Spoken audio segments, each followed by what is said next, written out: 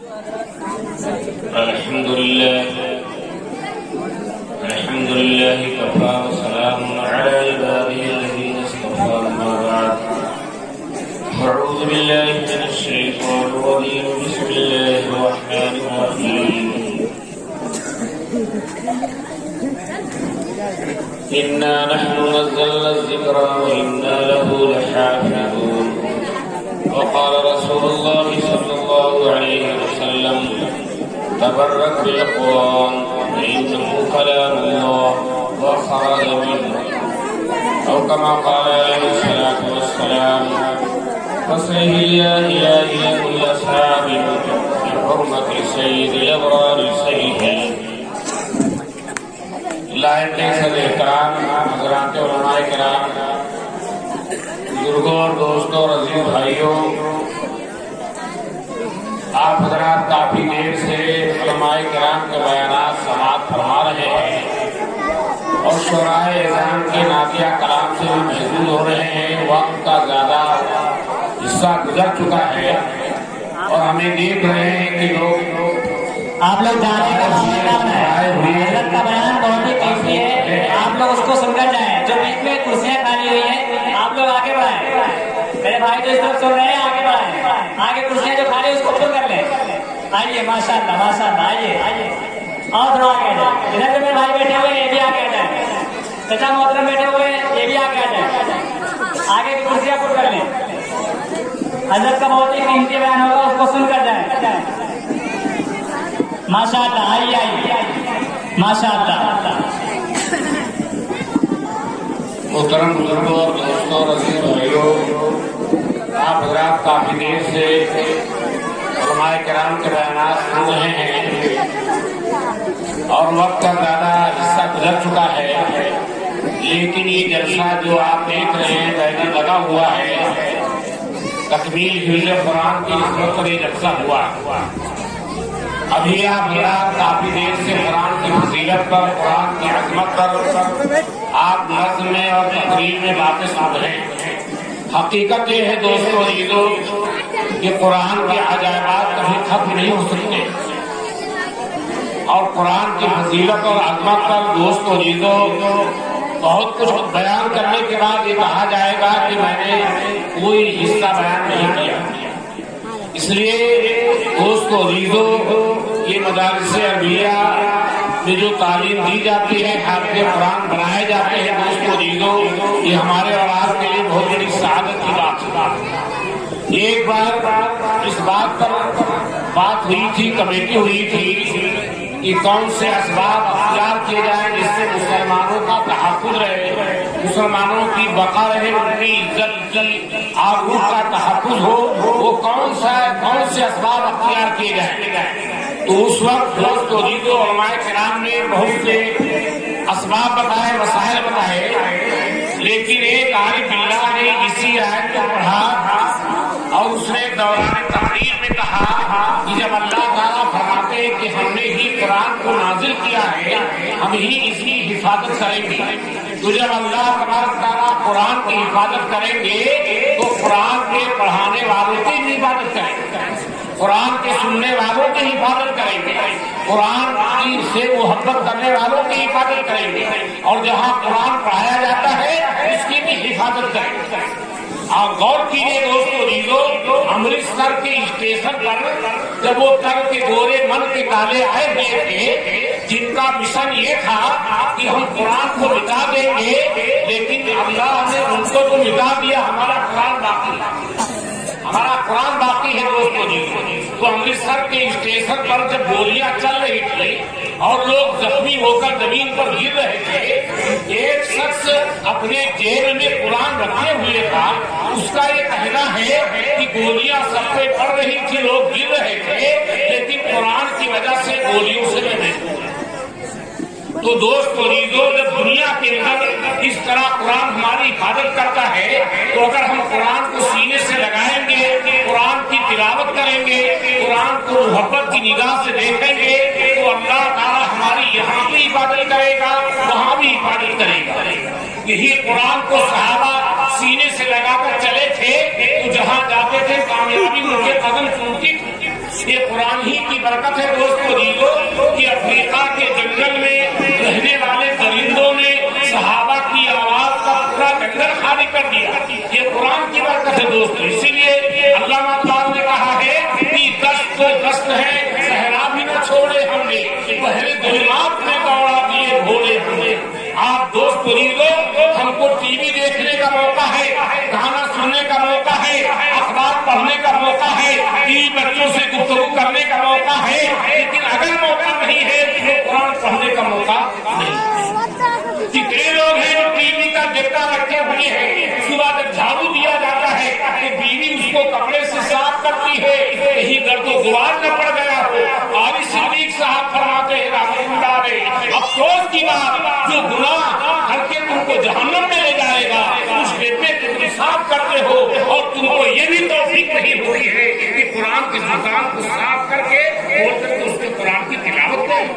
آج کتنے لوگ ہیں, کتنے گھرانے ہیں دوستوں قرآن کو رکھ دیا قسم کھانے کے لیے, قرآن کو رکھ دیا کہ جب مردہ مرنے لگے وہاں پر سورہ یاسین پڑھو تاکہ روح کے نکلنے میں آسانی ہو. قرآن اسی نے دھڑوایا تھا, قرآن کو ہدایت کی گیا تھا. قرآن منصور حیات ہے, ضابطے حیات ہے, دستور حیات ہے, اور کی پوری انسانیت کے لیے قرآن آگے حیات ہے. جو بھی قرآن کو سینے سے لگائے گا وہ دوست کو جی دنیا بھی چمکے گا اور آخرت بھی چمکے گا. اس کو بات یاد آئی, کلکتہ میں ایک صاحب حکومت کے بڑے عہدے پر فائز تھے, وہ دلی تشریف لے گئے تھے. دلی میں 2-3 دن قیام کے بعد پھر ان کو کلکتہ واپس آنا تھا, تو اپنے خادم سے کہا کہ میرا سارا سامان اس ڈبے میں رکھ دو, اس ڈبے میں مجھ کو بیٹھ کر کے کلکتہ جانا ہے. خادم نے سارا سامان رکھ دیا. عبدالحق نے پوچھا کیا میرا قرآن بھی رکھا کہ نہیں رکھا, تو اس خادم نے کہا قرآن کو بعد میں رکھیں گے, سامان آپ کا رکھ دیا. انہوں نے کہا میں اس ریل سے نہیں جاؤں گا جہاں میرا سامان پہلے رکھا گیا اور قرآن کو بعد میں رکھا گیا. اس وقت کے لوگوں نے کہا تھا کہ کتنا بڑا تقیہ آدمی ہے, اگر قرآن کو بعد میں رکھا گیا تو اس نے سفر کو کینسل کر دیا. لیکن دوستو جب وہ ڈبہ کلکتہ کے قریب پہنچا تو ایک عبدالحق کے دشمنوں نے وہاں پر بم رکھا تھا, اس کو مار ڈالیں گے, اور وہی قریب میں جا کر کے بم پھٹا اور لوگوں کے پرچے اڑ گئے. تب یہ پتا چلا کہ ایک عبدالحق کے دشمنوں نے یہ سازش کی تھی. کہتے ہیں دوسرے ریل سے جب انہوں نے سفر کیا اور کلکتہ پہنچے ایک میدان میں انہوں نے تقریر کی اور کہا دشمنوں تم عبدالحق کو مارنا چاہتے ہو, دیکھو اللہ کا کلام اس کو بچائے گا, اللہ کا کلام بچائے گا. آپ دوست مجھے ہمارے اندر وہ بات نہیں رہ گئی, ہم دنیا کی باتیں کرتے ہیں لیکن قرآن کے پڑھنے کا میرے پاس وقت نہیں ہے. قرآن ہی تو دنیا میں آیا ہے ہماری ہدایت کے لیے اور ہم کو بچانے کے لیے, لیکن ہم قرآن کو نہیں پڑھتے ہیں. یہ مدارس عربیہ جہاں پر 2 لڑکوں نے بھی کیا ہے, جامعہ رشیدہ دارالرشاد میں یہاں کے اساتذہ کو, یہاں کے محسنین کو اور یہاں کے منتظمین کو اور گاؤں والوں کو اور بچوں کے والدین کو میں مبارکباد دیتا ہوں. حدیث میں آتا ہے جب حافظ قرآن دفن کیا جاتا ہے تو اللہ کی وحی زمین کی طرف آتی ہے اور اللہ تعالیٰ فرماتے ہیں اے زمین اس شخص کو سڑنے بڑھنے مت دینا. تو زمین کہتی ہے اے اللہ جس کے سینے میں تیرا کلام محفوظ ہے میں اس کو کیسے سڑاؤں گا. آپ ذرا غور کیجیے, ایک اللہ کا ولی ایک قبرستان سے گزر رہا تھا, جب ادھر سے جا رہا تھا وہاں پر مراقب ہوا تھا, پتا چلا کہ قبرستان کے مردوں کو تکلیف ہو رہی ہے, وہ آگے چلے گئے. کچھ دنوں کے بعد جب واپس آئے تو اسی قبرستان میں آئے اور وہاں انہوں نے مراقبہ کیا تو پتا چلا وہ تکلیف ختم ہو گئی, یہاں کے مردے راحت و آرام میں ہیں. کہتے ہیں یہ کیا بات ہوئی, جب ابھی میں گیا تھا چند دن پہلے تو تکلیف ہو رہی تھی, آج کیا بات پیش آ گئی جو ان کو راحت مل گئی. وہاں پر وہ ٹھہر گئے, علاقے میں پتہ لگایا تو پتہ یہ چلا کہ ابھی چند دن پہلے ایک اس گاؤں کے حافظ قرآن کا انتقال ہوا, اس حافظ قرآن کو اس قبرستان میں دفن کر دیا گیا. اس حافظ قرآن کی وجہ سے اور تمام لوگوں کی تکلیفیں ختم. یہ حافظ قرآن کا دوستوں جو مرتبہ کہتے ہیں گجرات کے فرما رواؤں میں ایک سلطان محمود گزرا ہے، بڑا دیندار آدمی تھا، شب قدر میں اس کے یہاں علماء کی مجلس لگی ہوئی تھی، بڑے بڑے علماء صلحاء آئے ہوئے تھے، ایک عالم نے تقریر کی قرآن کی فضیلت پر، اور اس نے تقریر میں یوں کہا کہ قیامت میں جو ہے سورج سونا نیزے پہ آ جائے گا، انہیں گار جل رہے ہوں گے اور اس کی سوزش کو محسوس کر رہے ہوں گے اور پریشان ہوں گے، لیکن اگر اس میں کوئی حافظ قرآن ہوگا تو سورج کی گرمی سے وہ بچ جائے گا اور اس کے ساتھ پشتوں تک جو لوگ بھی ہوں گے قیامت کے دن اس سورج کی گرمی سے بچ جائے گا۔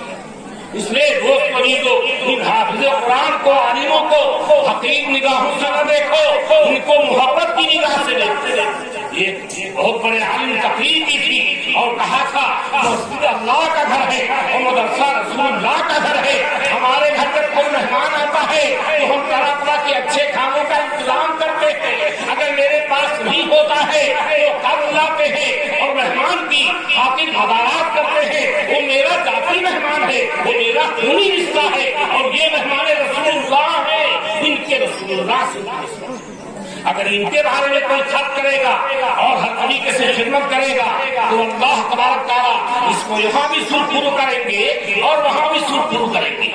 تو کہتے ہیں سلطان محمود نے جب یہ بات سنی تو وہ رونے لگا اور کہا کاش کہ میرا بھی کوئی لڑکا حافظ قرآن ہوتا تو میں قیامت کے دن سورج کی گرمی سے تپش سے بچ جاتا۔ تو ان کا لڑکا کھڑا ہوا کا سامنے آیا اور کہا ابو جان آپ پریشان نہ ہو، میں 1 سال کے اندر قرآن کی تلاوت کرتے کرتے قرآن کا حافظ ہو جاؤں گا اور آپ کو سورج کی گرمی سے انشاءاللہ ہوگی حفاظت ہوگی۔ کہتے ہیں سال بھر گزرے تھے، وہ لڑکا قرآن کی تلاوت کرتے کرتے اس کی آنکھیں سرخ ہو گئی۔ لوگوں نے کہا کہ شہزادہ آپ ذرا کچھ کم کوشش کیجیے، آپ کی آنکھیں سرخ ہو رہی ہے، تو کہا قرآن کی تلاوت کرتے کرتے اگر یہ آنکھیں سرخ ہو جائیں گی تو قیامت کے میدان میں نبی کے سامنے میں سرخرو ہو جاؤں گا۔ یہ سرخی سے کیا ہوتا ہے؟ قرآن کے لیے 2 لوگوں نے بڑی محنتیں کی، ایک دور گزرا ہے کہ فجر کی نماز سے پہلے جب کسی بستی میں کوئی گزر جاتا تھا تو گھروں سے جھنجھناہٹ کی آواز آتی تھی، قرآن کی تلاوت کی آواز آتی تھی، مناجات کی آواز آتی تھی، رونے کی آواز آتی تھی، درود شریف کی آواز آتی تھی، انفرادی کی آواز آتی تھی۔ اور آج اگر کسی بستی میں چلے جائیے فجر کی نماز سے پہلے تو پتا چلا ہم قبرستان میں آ گئے۔ سید عطاءاللہ شاہ بخاری رحمۃ اللہ علیہ سے جب پوچھا گیا کہ حضرت آپ کی 8 گھنٹہ کی تقریر کا عوام پر کیا اثر ہوا، وہ ایک آنکھ تھی اور کہا کچھ نہ پوچھو، اثر ایسے ہوا جیسے میں نے قبرستان میں اذان دی، کوئی نمازی نہیں۔ آپ غور کیجیے، ابھی آپ نے مسجد کے بارے میں سنا، مولانا توفیق صاحب نے آپ کو دوستوں آمادہ کیا اس بات پر۔ ترکی میں ایک مسجد بنی ہوئی ہے، اس کے گیٹ پہ لکھا ہوا ہے گویا کہ میں نے کھا لیا۔ تو وہاں کے جب سیاح لوگ گئے تو کہا یہ گیٹ پر کیا لکھا ہوا ہے، کوئی اچھا نام ہوتا، یہ لکھا ہے گویا کہ میں نے کھا لیا۔ بڑا سا گیٹ تھا، بڑی اونچی مسجد بنی ہوئی تھی، تو وہاں پر ٹہل گیا اور کہا یہ نام کیسے آ گیا، گویا کہ میں نے کھا لیا۔ تو کہتے ہیں کافی دن وہ رہے اور علاقے میں چلتے رہے کہ ذرا اس کا وجہ تسمیہ بتاؤ، نام کیوں رکھا گیا۔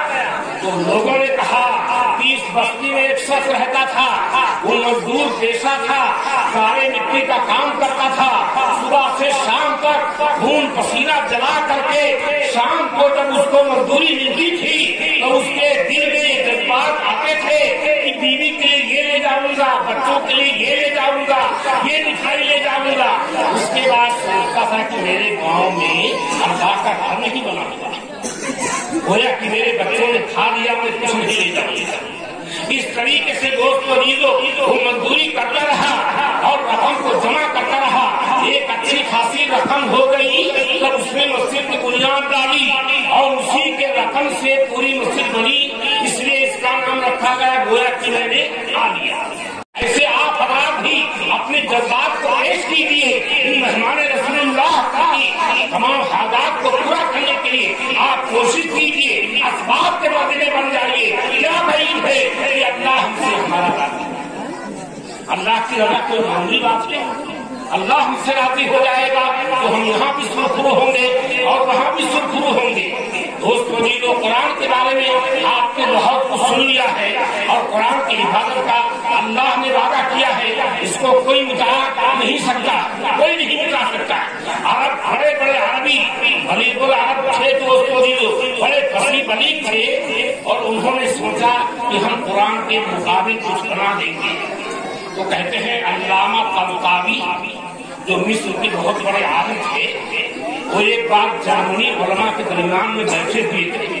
वो उलमा जिनको अरबी से ज्यादा दिलचस्पी थी, अरबी उलूम सीखे हुए थे, तो उसमें से एक मुमताज आलिम ने कहा, क्या मौलाना आपका भी ये ख्याल है कि कुरान फसाहत व बलागत में मौजूद है? तो उन्होंने कहा हाँ, मेरा यकीन है कि कुरान फसाहत व बलागत में भी मौजूद है। तो उसने हैरत से देखा और कहा, आप आलिम होते हुए आमियाना ख्याल रखते हैं कि कुरान फसाहत व बलागत में मौजूदा है? तो कहा हाँ मौजूदा है। तो कहा फिर इल्मी बहस है, ये भी सामने इम्तिहान हुआ जाता है, आप अरबी जानते हैं। तो उन्होंने कहा कि एक मैं लफ्ज बोलता हूँ कि जहन्नम बहुत वसी है, इसका अरबी आप बनाइए, ऐसा बनाइए कि फसाहत व बलागत आए सामने। तो बड़े बड़े लोग मौजूद थे अरबी जानने वाले, किसी ने कहा इन्ना जहन्नम लवसीअतुन और किसी ने कहा इन्ना जहन्नम लफसीहतुन। तो अल्लामा तंतावी ने कहा और मेहनत कीजिए और मेहनत कीजिए बनाने में। तो उन लोगों ने कहा अब हमारे पास कुछ नहीं, अब इसके अलावा कुछ नहीं बना सकते। तो उन्होंने कहा मैं पढ़ता हूँ सूरह काफ की आयत, यौम यक़ूलु लिजहन्नम हल इम्तलअति व तक़ूलु हल मिन मज़ीद। कि हम जिस दिन जहन्नम से कहेंगे क्या तू भर गई है, तो जहन्नम कहेगी क्या और कुछ ज्यादा है कि नहीं। ये फसाहत सुन करके वो अरबी हजरात से खड़े हो गए और आने पूछने लगे और कहा मौलाना वाकई माजिद है, कुरान की फसाहत व बलागत का मौजूदा पूरी दुनिया में जाहिर हो गया, हम कुछ नहीं बना सके, हम तो एक लफ्ज था तो इसे ही हमने लगा दिया। इसलिए दोस्तों ये कुरान हमेशा बाकी रहेगा और जो कुरान को मजबूती से पकड़ा रहेगा वो भी हमेशा बाकी रहेगा। कुरान की तो अल्लाह की रस्सी को मजबूती से पकड़ो। अल्लाह की रस्सी क्या है? कुरान। अल्लाह की रस्सी क्या है? ये कुरान। कुरान अल्लाह की रस्सी है, इसका एक सिरा बंदों के हाथ में है और एक सिरा अल्लाह के हाथ में है। तो इस रस्सी को मजबूती से पकड़ेगा वो कभी गुमराह नहीं हो सकता। और अल्लामा शब्बीर है इस्लामी के ये रस्सी छूट तो सकती है लेकिन टूट नहीं सकती। इसलिए दोस्तों जी इस रस्सी को मजबूती से पकड़िए। अल्लाह ताला हम तो आपको सबको अमल की तौफीक अता फरमाए और अपने बच्चों को हाफिज़ कुरान बनाने का हौसला भी हमको अता फरमाए। वाह